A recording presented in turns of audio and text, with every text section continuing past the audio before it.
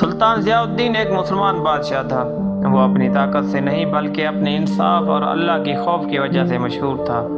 ہر روز فجر کی نماز کے بعد وہ اپنی رعایا کا حال جاننے کے لیے شہر کا دورہ کرتا تھا۔ ایک صبح راستے میں اس کی ملاقات ایک غریب بوڑھے شخص سے ہوئی۔ وہ کئی دنوں سے بھوکا تھا، مگر عزت نفس کی وجہ سے کسی سے سوال نہیں کرتا تھا۔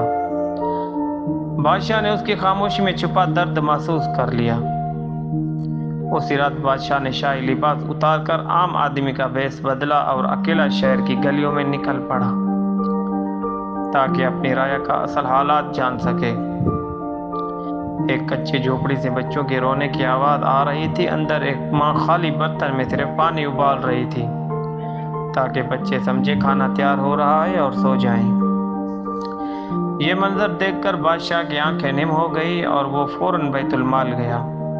آٹے، کھجور اور ضروری سامان کی بوری اپنے کندھے پر اٹھائی اور خود اس غریب گھر پہنچا۔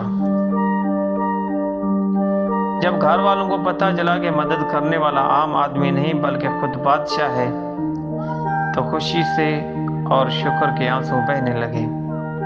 پورا شہر بادشاہ کی عاجزی اور رحم دلی کی تعریف کرنے لگا۔ اگلے دن بادشاہ نے اعلان کیا، اس سلطنت میں کوئی بھی شخص بھوکا نہیں سوئے گا۔ اس نے غریبوں، یتیموں اور بیواؤں کے لیے بیت المال کے دروازے ہمیشہ کے لیے کھول دیے۔ کئی سال گزر گئے، لوگ آج بھی اسی بادشاہ کو یاد کرتے ہیں۔